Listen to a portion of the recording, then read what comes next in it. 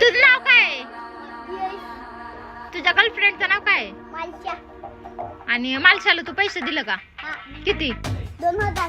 कशाला? तिला iPhone 15 Pro Max घ्यायचा होता म्हणून तिला 2000 दिले. आणि घेतला का तिने मग मोबाईल? आणि तिच्या मम्मी पप्पाला विचारून iPhone 15 Pro Max घेतला. आणि त्याची मम्मी पप्पा म्हणल्या दादा बाबूला थँक्यू बोल. दादा बाबूला थँक्यू.